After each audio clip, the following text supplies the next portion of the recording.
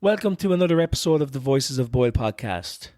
As we welcome in the new year, we have a special guest joining us to share her knowledge and insights about Rockingham House. Triona Mullaney Dignam has written a book about the house called Rockingham, A Little Guide to the Big House, and she has kindly agreed to come onto the podcast and give us a history lesson on the origins of the house. Tríona will do her best to break down the story of Rockingham House for those of us that may be not completely familiar with it, and she will also be sharing some of the challenges and conflicts that arose during the planning and construction of Rockingham House, as well as some of the family feuds that played a role in its history. With that, I hope you enjoy this episode and you learn something new about the house and its rich history.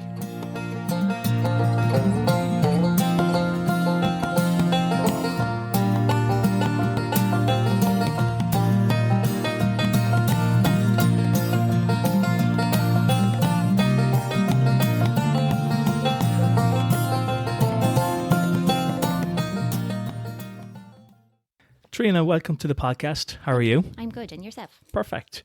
For this episode, you're going to give us a brief history lesson, if you like, on the big house, which is better known as Rockingham House. And I think this is a great topic to have someone like yourself come on and speak about, because a lot of people in the town, myself included, we wouldn't have had much exposure to its history. So let's start at the beginning. Tell us a bit about where did it all begin? When did the King family first come to Boyle? So it all started around about 1603.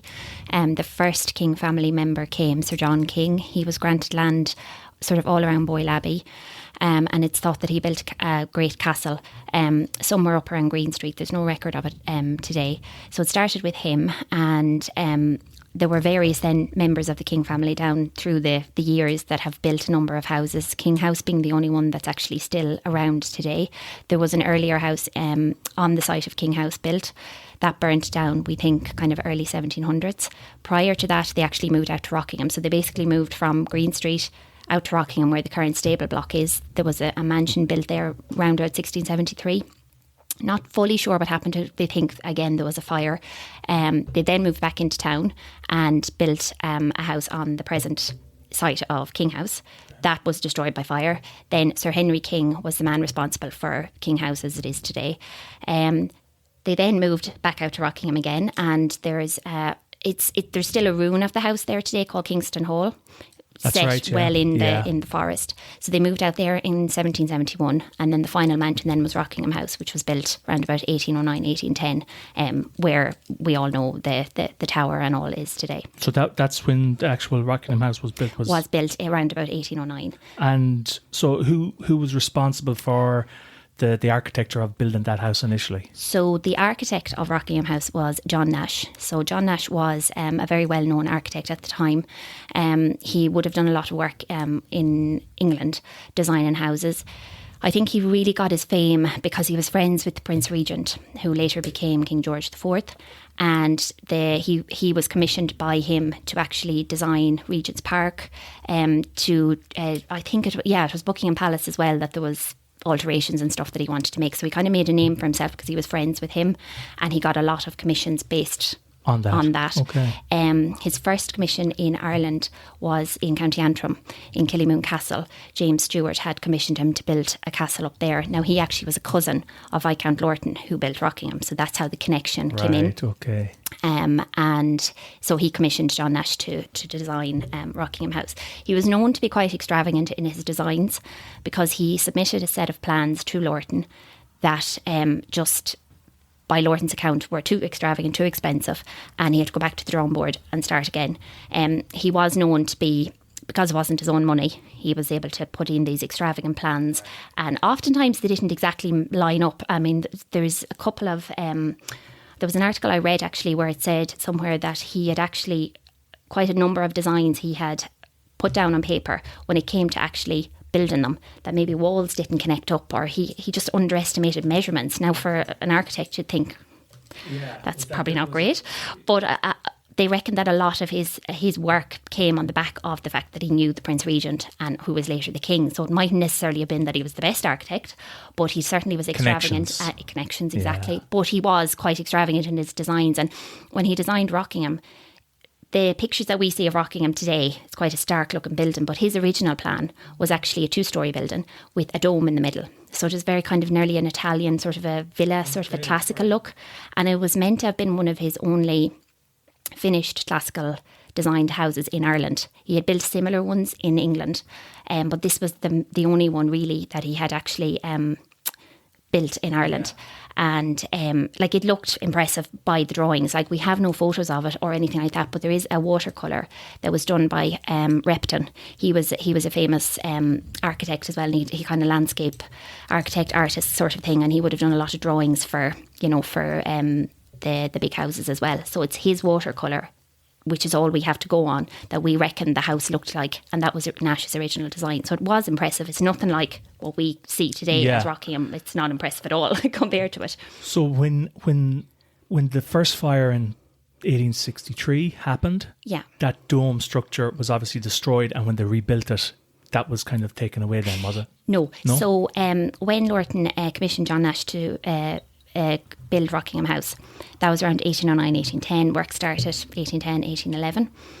Because Lorton was trying to keep down costs, he actually dismissed Nash around about 1817. So the house was finished, but then Lorton decided he wanted extra accommodation. So it was around about the 1820s when the extra story was added to Rockingham, and that dome, like the dome, while it didn't completely disappear, there is still evidence of it in photos. It's called the round room. So there is a room, one of the principal rooms on the ground floor was a circular room, so it was still part of the dome of Nash's original design. But it was the 1820s when his original design was kind of more or less, I suppose, changed, and the extra story was added in for accommodation.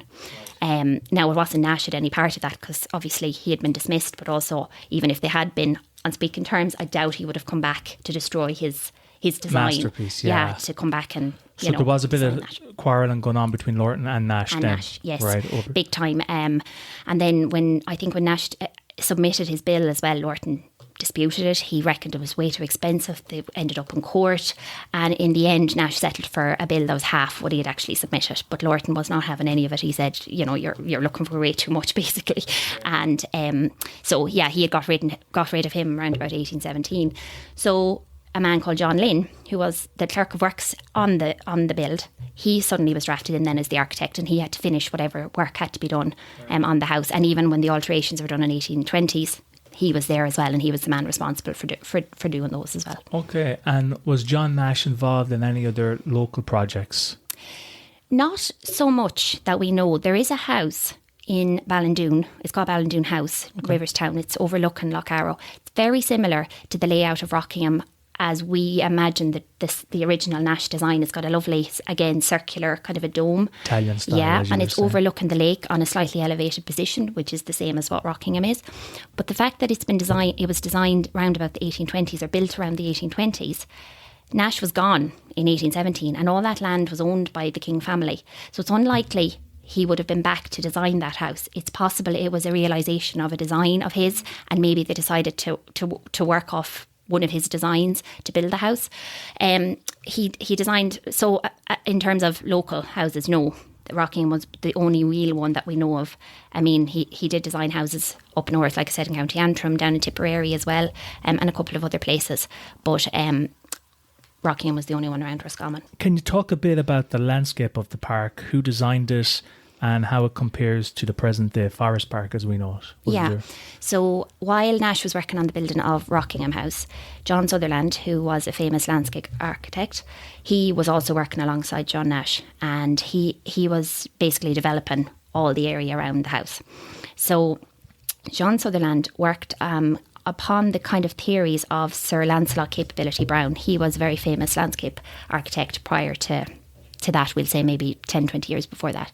And he got his nickname Capability because he had the capability and the, I suppose, audacity, as some clients would call it, to basically tell people that their estates had great capabilities for improvement.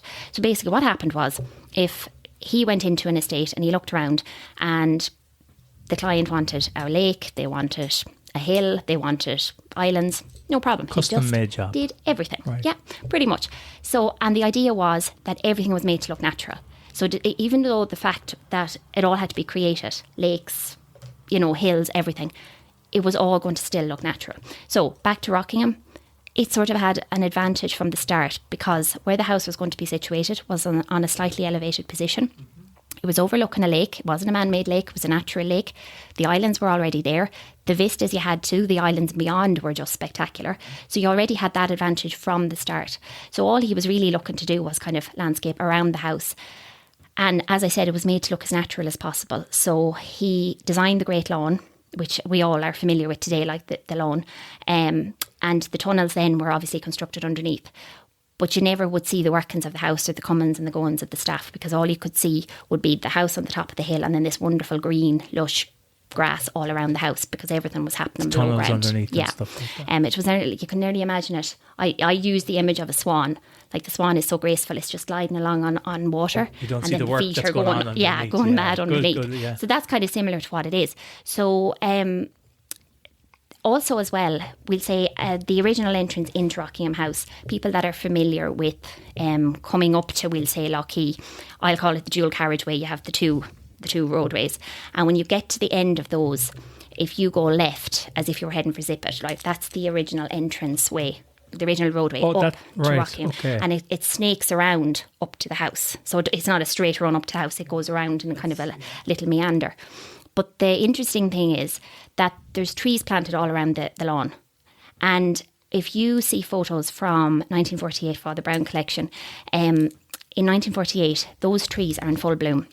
And there's a couple of pictures taken at different angles of the Great Lawn, but you only ever see a glimpse of the house. Now, that was planned because the idea was that as you were driving up the avenue to the house, you never saw the house fully until you got to the top of the hill, and then all of a sudden it was there in front of you. Okay. So you were only ever getting glimpses of it as you drove up the avenue. That was completely planned. Now, when the funny thing is that, like, Lorton was planning for the future and for future generations, because when he was around, those trees would only have been small. So he was never getting the full, I suppose, benefit appreciation of his plan. So, like, in 1948, that was nearly 100 years later after he had died, those trees were in full bloom and, you know, were very mature. So he had the foresight to see that, like, this is what I intend for people to see, that we'll say you'll only ever see glimpses of the house and then all of a sudden it appears in all its glory. So that was all planned. As well as that, the beach avenue from the Boyle side. Some people might be familiar with if they were coming into Rockingham from the Boyle side. There's a lovely sort of, now it's not all there today, there's only part of it there, but there is like the beach avenue as you drive up to, we'll say, before you come to if you're driving from the Boyle side and you come up to, it's like T-junction, and if you turn right, you're heading back out onto the N4, but if you go left, you're heading for the dual carriageway, as I call it. Yeah, okay. But there is a part of it there that is a beach avenue. That was planned as well. Like, the idea was that the carriageway would be enveloped by these wonderful beech trees. Again, they weren't going to be mature by the time, you know, Lorton was there. Yeah. This was all for the future. But as well as that, he also, as well as building an estate wall the whole way around the estate, he had a belt of trees, kind of forestry going all the way around the estate as well, and carriageways going through, we'll say, just sort of on the perimeter of the estate as you'd be going along. One of them that's very familiar probably to a lot of people, if you're coming from the Boyle side through the second arch, there's a walkway into your right, brings you out onto the main avenue. That was an original carriage drive, because if you actually walk along that walkway and you look to your right is the estate wall, and to your left you can actually see the lake and everything. Yeah. So like that would have been a carriage drive for them, you know, going through their estate, you know, in the afternoon, you know. Yeah, stroll. Exactly. So that was all planned. Again, Drummond's Island was an island that was there already, but it wasn't connected to the mainland. So Drummond's Bridge, the ferry bridge, they were built as well. That, right. Sutherland had designed those, and the canals that are there as well, they were constructed. They weren't just there either. And I mean, they were, I suppose, practical more so than ornamental, because they were actually used to bring fuel up to the tunnels. That's right. You can see that from the old photos and they've only recently opened up them canals a bit, or a few of them. They've kind of dredged them and sort of cleaned them up a little bit. So they were practical, and that was the plan, that they were to be used. And just before you actually get to Drummond's Bridge, a lot of people are familiar with there's a lovely walkway where you have the trees I think there's cedar trees on either side, massive, massive trees. Again, that was another plan that he had planted those. But again, he would never have seen the benefit of those, do you know, when he was born or when he died. So, so all of that was all planned. None of that was there already. And then the bog gardens then came in later. So it wasn't until the kind of early 20th century that the bog gardens then were introduced.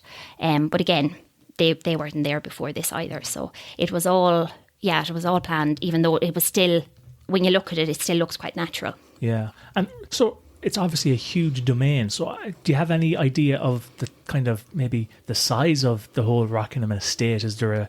See, it varied from time to time as well. Like there was a point at, like, they had over 40,000 acres of land, and then that kind of reduced over time. And I suppose through marriage as well, they kind of would have acquired an awful lot more land, right? Kind of that, we'll say, that started in Rockingham and then extended in kind of further in County Roscommon, further into County Sligo. So all in all, there was a lot of land ended up, it was all just amalgamated together, you know. And then I suppose they might have lost some land, they acquired more land, you know. So there was a lot of kind of chopping and changing kind of down through the centuries as well. And who were the main characters in the Rockingham story? So, like, landlords responsible for the various stages of the estate development. So Lorton would have been, I suppose, the main man for Rockingham House, Viscount Lorton, Robert King, and he was obviously responsible for the Rockingham estate, for, you know, getting John Sutherland on board, getting the landscape park established, all that kind of stuff. His younger son Lawrence, I know we'll talk a little bit later about the ownership of the house and things like that, but his younger son Lawrence, who was connected to Newcastle in County Longford, which is now where Centre Parks is, by the way. That was an old estate, so there was a house there, Newcastle House, and a big estate over there, with connections to. So Lawrence was his younger son, and again through marriage there was a connection there.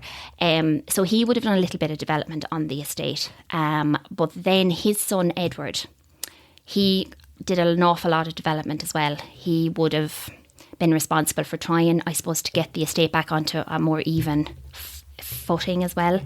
In the 20th century then, you would have had the likes of, even if we go backwards, from the time of the fire, Cecil Stafford King Harmon was the man who owned the house at the time of the fire. Him and his father, Thomas Stafford, the two of them really, I suppose, were responsible for trying to, you know, make the estate more financially sound. You know, so they would have, there was a lot of farming introduced, you know, they were, forestry was planted. As I said, the bog gardens was introduced. They actually had a few nurseries as well dotted around the estate, and they would have sold off a lot of the trees. So the two of them were, apart from Lorton, I suppose you could say, were the three main characters that really tried to, I suppose, keep the estate going. And obviously, tragically, the fire happened then, and you know everything. Yeah, so that was my next question. So what, like 1971 was the big fire that completely destroyed it, but there was the other fire, I think, in the 1863, and that also partially destroyed it or fully destroyed it? Yeah, so in 1863 there's not a lot of information about it. There is a photo that was taken by one of the King family, King Tennyson, and you can actually see it's very similar to the house as we know it today, and it was completely gutted, but they did manage to rebuild it. Now again, that was just, I suppose, they were racking up a lot of debt as well, so that was kind of in the mid 1800s, but by the time the fire then in 1957 happened, I mean, Cecil did want to rebuild the house, he said, and even possibly to Nash's original design, which would have been just the 2-storey house. I mean, that would have been spectacular if he was able to have done that. But I reckon, it was just a money issue that he just probably wasn't able to. And like, it's not, I suppose, like nowadays where there's grants for everything. You know, if you wanted to restore or rebuild something, you probably would have grants available to you. Back then in the 1950s, just probably wasn't going to be an option. And like, what happened that caused the fire? Was it electrical? I mean, they say, it was an electrical fault in the basement that happened, and then, of course, it quickly spread to the roof. Of course, there's always conspiracy theories that because the family were away at the time, they were at the Doncaster sales, so there was actually nobody really in the house. A couple of servants were there. So there's a bit of a conspiracy about it. Yeah, there's always kind of someone that'll come out with, someone set fire to the house. But I mean, I genuinely don't think so. I genuinely think it was an electrical fault, because the wiring back then, it wouldn't have been great. No, not at all. And rats, mice, everything that had been gnawing away at wires. You just don't know, something could have happened. I think it was an electrical fault, but I'm sure there are conspiracy theorists out there that will have other issues on that. The aftermath then, the house was demolished, I think, a couple of years after the fire, was it? In 1971 it was demolished. So in 1959 the house went up for auction, public auction, and the Land Commission acquired it. And obviously the house was a ruin, and it sat there until 1971. And so many people probably have memories of the house as it was as a ruin. I'd love to have seen it as a ruin. I mean, people would have been playing in it, visitors coming probably would have stood at wondering what was this wonderful building. So it stood for 12 years, and in that time it did become unsafe. But a couple of things that you would read: the Land Commission owned the house and the estate. There was a lot of valuable parts of the house, like steel girders and different bits of the house that kind of were taken out, sold off, and it did actually contribute to making the house unsafe and structurally unsound. So that was their line, that the house was unsafe, and there wasn't really an interest in anyone that would want to rebuild the house and have any interest in a big house of the day, which probably was true at the time back in the 70s. If it was nowadays and that house is there, the chances are that would have been rebuilt, or as a tourist attraction, or like Powerscourt House, the shell would have remained, preserved. Exactly. Yeah. But they said there was no interest for it, and it was just structurally unsafe. So they took the decision then to demolish it. So in 1971, all it took was 3 men and a bulldozer came along. Yeah, because if you think about it, surely the cost of the demolition and then designing and building what we see now, the Mylorg Tower, surely that money could have been used to just, as you said, maybe just preserve the shell. Yeah, absolutely. And nowadays then something could have been done. Yeah, absolutely. But instead we're left with what's there at the moment. Yeah, which, I mean, while it is an eyesore, that wasn't the original plan. It wasn't meant to be the tower sitting there by itself. So there was Jim Feely and Associates. They were architects that were... They basically won the contract to design what was going to replace the house, and the fact that there was a big gaping hole in the landscape. So they had come up with the idea of inside in the basement of the house, it was going to be kind of an exhibition space, maybe some tropical plants, and they were going to have a viewing tower then coming up from almost like a phoenix rising from the ashes, coming up from the basement of the house, this wonderful viewing tower, and then enveloping that was going to be like a glass structure. So really you were ever only going to see the top part of the tower, and you would have these wonderful views once you got to the top of the tower. But again, I suppose like everything, money was an issue, cutbacks happened, and that glass structure didn't happen, the exhibition space didn't happen, and we were left with the tower. Yeah, because to me it's just an example of what's called brutalist architecture. Yes. You know, no kind of consideration done to the design, maybe basic materials used, no painting, nothing at all. For me, I've spent a lot of time in Eastern Europe, and you can still see the remains of what's the Eastern bloc from the communist era. Yeah. And it's been regularly said as well that just resembles something similar from like a communist state as such. Yeah. And yeah, it is an eyesore, and I think no one would disagree with that in the town. No.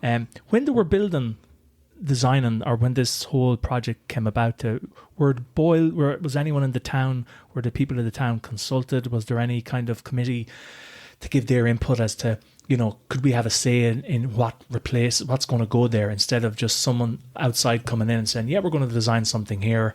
Was there any consideration given to the people of Boyle, on that? I'm not fully sure. I know there was the Boyle Development Company that were kind of involved, we'll say, at the start, before all this happened, when the 25 acres of the estate, we'll say, all around the park or around the lake, and where the house was and stuff like that it was actually officially opened by the Taoiseach at the time, and they were kind of responsible for the maintenance of that resort. So I'd imagine that there would have been some consultation. There was a meeting held, which ironically was in the conservatory of Rockingham House, which was fully intact in the 60s.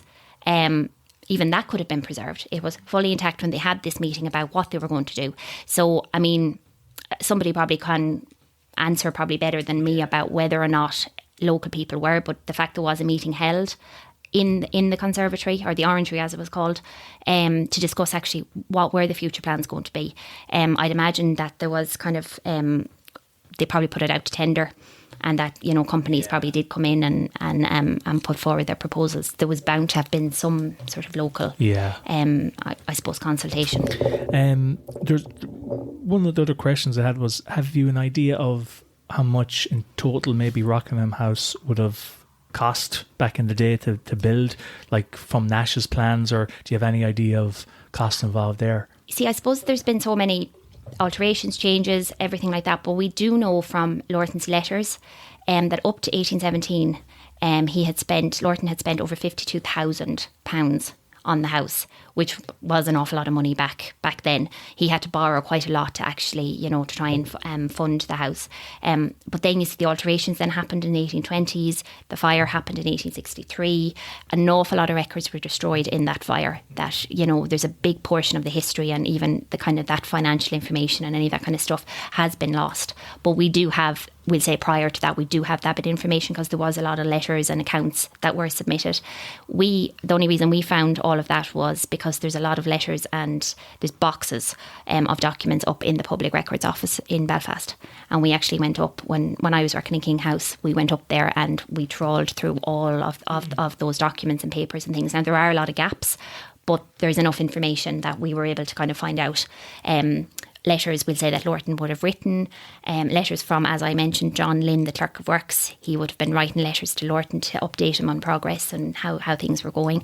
There's diaries from Lorton as well about, you know, he'd go for a carriage drive, you know, with one of the sons, or they'd go out on the lake, or, you know, so there's like little snippets of the history that we are able to kind of piece together to find out kind of a little bit more about what, you know, what happened basically back then.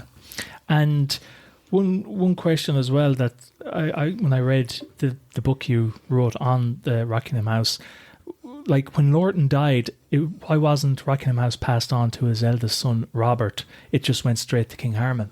Yeah, so that was a big scandal in the family.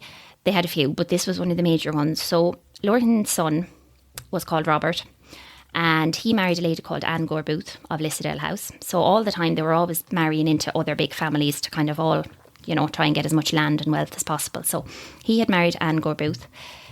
By all accounts and by kind of what you'd read, he was quite, well, I say a weak character. He was fond of drinking, he was fond of gambling. He built up an awful lot of debts, which Lorton was disgusted by. And Anne, on the other hand, was a very strong-willed character. She seemed to have a lot of influence over him because he obviously didn't stand up for himself. So she was able to get her way a lot. And even she was kind of prone to a bit of gambling, but somehow he ended up having to pay her debts too. Well, when I say he, it was actually the father, Lorton. So they did a lot of travelling. They travelled kind of between London, Brussels, kind of all around Europe. And on one of these travels, this French vicomte appeared.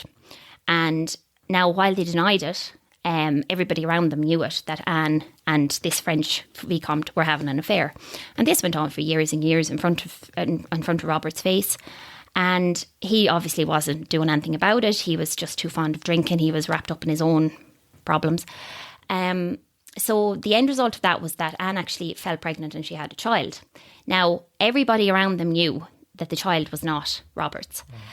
So Lorton got word of this. And of course, he was thinking ahead to the future. And he was thinking, well, if this child isn't mine, it's very possible that this child could inherit all my land, my estate, my title, everything. So he made a plan that this wasn't going to happen. So he sort of slightly altered his will, and he kind of put in a settlement in the will. They were always putting in additions and amendments and all that kind of stuff, more or less. Yeah. And in this, he basically said that because there was the fact that the child could be inherit all the land and estate. Now, everyone knew the child wasn't Robert's. He wasn't a member of the King family. But the ironic thing was, somewhere down the line, the child was eventually declared legitimate. I don't know how. But anyway, that's another story. There was no DNA back then to even just figure all that out. But there was court cases about it. They both Anne and Robert, in the paper, the London Times, were actually sending messages to each other about, I think there was a rumour that Robert had died. There was a rumour that this child had died. And then Anne had sent back a reply saying, you put in this saying that my child has died. I can categorically say he's not dead. All this bickering over and back. Like, I mean, it's a kind of, I suppose, similar modern to social media. Exactly. You'd have all that going on today. So anyway, so Lorton, he decided, right, he was going to slightly tweak the will. So he basically said that Upon his death, that Robert, his son, would not inherit the estate, but he'd be allowed to live in the house and on the estate for his lifetime. Okay. The house then would go to any son he had. Now, before Lorton died, Robert did have another son that wasn't this illegitimate child. He had a son also called Robert. They were very fond of that name, Robert. So we'll call him Robert too. So in the will, if you can keep following me, this second Robert, Lorton basically said if the second Robert doesn't have a son, the estate and the land will revert back to my younger son. Okay. So Lorton had 2 sons, right? We'd start and make it sort of simple. So Lorton had 2 sons and 5 daughters. The daughters would never have a look in for inheritance or anything. So Lorton had a son, Robert and Lawrence. Robert was the eldest son who married Anne. They had a son called Robert. Okay. Yeah. And then this Robert did not have a male heir. He had a daughter. So this is what Lorton was planning for. Because he had a daughter in normal circumstances, because he had the daughter, she wouldn't have been allowed to inherit the estate. So in normal circumstances, the estate would have reverted to this illegitimate child because he would have been next in line to inherit, being a male. So Lorton foresaw this and he was like, well, if my grandson basically doesn't have a male heir, everything will be lost to the kings. And then where are we at? So he was, after all his work of trying to, get everything, on a financial footing and trying to, I suppose, plan for the future, he wasn't going to, allow this. So that's why in his will, he actually said that the house would revert to Lawrence. And that's basically what happened. So I probably am not making any sense at all. It's fine, it's a complicated it is complicated. You nearly need a visual family tree. Yeah, if you're looking at the family tree, it makes perfect sense. Yeah. So it just basically turned out, that there wasn't a male heir. And in order for the illegitimate child not to inherit, Lorton had altered his will that the land and estates would go to his younger son, Lawrence, which is exactly what happened. Now, Lawrence was living in Newcastle because he actually married into the Harmons of Newcastle. So he had Newcastle and now he had Rockingham. Getcha. That makes sense. That makes sense. Yeah, because I didn't kind of get that from the book, or maybe I just didn't read enough into it. But that makes perfect sense. Was there anything salvaged from the fire in 57? And if so, is it stored anywhere locally or is it gone? There was, there was quite a bit salvaged from the fire. It's mostly on the ground floor. Paintings, furniture. Even the grandfather clock. There's a lovely account that Richard McGee, he was one of the last he was the last person, I think. Yeah, I remember. And he had brought out the clock in 3 bits and threw it out on the lawn and just to get it out of the house. There were other local people as well that helped and brought bits out of the house. A lot of what was salvaged ended up with Cecil, who was the owner of the house at the time. His granddaughter, Rosemary Tyndall, who lives in Donegal, she actually kind of more or less, I suppose, inherited a lot of what was rescued. Whether or not there's stuff locally, that would be interesting to find out, because there's a good chance there was a lot of local people there that might have been there, they might have saved a chair or a table, God knows, and they might have it in their house, or they might know someone who has a part of Rockingham in their house, or a painting or something, because there was no inventory done that when it was all pulled out of the fire, right, what have we got, and who's got what, there was no inventory from that point of view. So it is very possible that there are people that have part of Rockingham sitting in their house or on their wall or something. But what was salvaged, Rosemary did, she did get a lot of it in her house. Now, it became quite hard, I'd say, to just maintain as well what she did have, furniture and things like that. So a lot of it was auctioned off in 2008. Adams, they actually did the auction. And again, a lot was sold off, and most of it actually was sold. So whether local people bought it, whether it was around the world, around Ireland, I personally don't know. Bits and pieces are obviously somewhere. They are out there. Do you know, whether they are out there. Whether people know it or not. Whether they know it or not, that's could be the in some attic somewhere. You Absolutely, wouldn't know bits and or bobs. someone could have a side table that they don't even realise was, in King House or in Rockingham. There are a couple of bits in that Rosemary did donate to King House. Some of the chairs, there were hall chairs and a nice dinner service as well that has been donated to King House. But apart from that, it's anybody's guess. And at the time of the fire in 57, how many rooms in total was? Because it was obviously a big house. It was. Actually, Cecil sat down in his study around about 1952 and basically typed on his typewriter.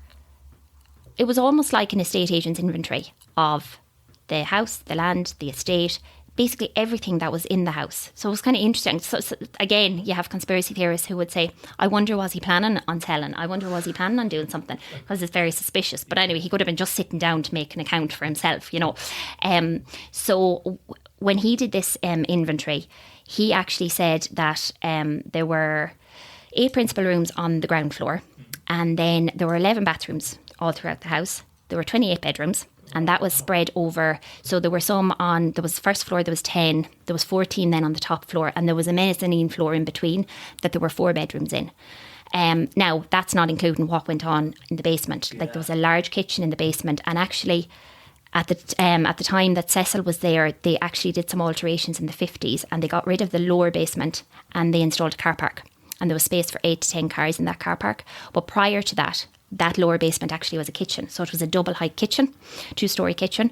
And then there would have been a lot of other rooms as well within the basement, you know, storerooms, turf rooms, all that kind of stuff. So there was quite a lot. So I'm just counting, we'll say, the 28 bedrooms, 11 bathrooms, and then you have the 8 principal rooms on the ground floor. And then you would have had an awful lot more then. It's kind of deceptive then, because I didn't think there was that many bedrooms, especially. Yeah, like, and that's absolutely. just what we can see, as you said, like the Swan. You don't see what's underneath, maybe what have gone on. Yeah, exactly. And like, it was quite a large basement, and then you had the lower basement, which was slightly smaller. But again, the you know, you had your turf room, your storeroom, your silver room, so many different smaller rooms. There was staff accommodation down there as well. As I said, you had your double story, your 2-story kitchen. So yeah, it was quite a big operation going on downstairs, you know, down below, as you know, that nobody saw. So it was quite an impressive house. Yeah, definitely. A lot of the photos that I've seen were taken by Father Patrick Brown, who's better known as Father Brown. I'm very interested in him. I've read a few of his books. He was an Irish Jesuit priest, prolific Irish photographer back in the day, best known for his photographs of the Titanic and its crew just before it sank in 1912. But also there's other photographs that I've seen by a Lady Dunn. I have no idea who that is. I presume you do. Yeah. So Lady Dunn was the daughter of Sir Cecil Stafford King Harman. He was obviously the last owner of Rockingham House. And Lady Dunn, she has provided invaluable information about her memories of Rockingham, which we wouldn't have. The book that I wrote, The Little Guide to the Big House, kind of is more or less an awful lot of what she actually has been able to recount. She actually sat down one day and recorded herself on a cassette tape, bringing you through the house as she remembered it. Like the detail that she had. And this was, she did this when she was kind of in her late 80s. And she sat down, like I transcribed it, the entire tape. I mean, many, many pages. But the detail that she had, like down to, she was telling you to be careful when you came up to the front door, because under the portico you had the swallows that would appear in the summer, and they'd dirty down on top of your head, and you had to be so careful of them. And just these small little snippets of information that she had. But she has provided so much information about her memories and about what she remembers the rooms as being as well. So a lot of that is in that book as well, just kind of the different uses that the house had. And when I worked in King House, we would have had contact with her quite a bit. I have quite a number of letters from her, you know, that I would, if you had a question about something. So you corresponded with her, and brilliant. Yeah, over and back. So now I didn't have the pleasure of meeting her, but a couple of my colleagues that I worked with in King House, they actually did go over and meet her in England, and she sounded fascinating altogether. I never actually got to speak to her, but I did write quite a number of letters to her, and she'd always reply with what she remembered, you know, because as I was doing research for that book, and also while I was working in King House, you know, you'd have questions about certain things to do with the house, or I wonder what that was used for, you know, and you'd just write a letter to her and she'd always answer back from what she could remember. That was brilliant to have that resource. Primary source of information that would be lost, you know. I mean, she has passed away since, but she just was a wealth of information. And like, she didn't live in the house full time. She only came there in the summer, so she went to school in England, and then she would have come to Rockingham then every single summer, and that's just her memory of every summer, of what she remembers. And you know, even talking about the staff and people that she knew, and she'd list names of people that she remembered, and just small details of things that were located in rooms or things that were moved around. And it's incredible. And her memory that I sometimes can't remember what I did yesterday, where she could just remember this like it was yesterday. And the fact that she recorded all that you could have, or anyone else could have access to, that was brilliant. Absolutely. Like it's brilliant. And I suppose the obvious question would be, how did you become interested in the history so as much in depth as you have? How did you get involved in that? Well, as you said at the very start, you wouldn't have had a whole lot of knowledge or information about the King family, Rockingham, none of that. I was the exact same. I knew King House was there, but I never would have passed much heed of it. I think we went on a school tour once to King House, but there was never, even in school, no one ever was really giving any information about it. So I started working as a tour guide in King House in 2005 as a summer job. And then I was kept on then in the winter and kind of then for another few years after that, because there was an education programme that was being set up at the time by the education officer. And the idea was to kind of try and link the curriculum to aspects of local history.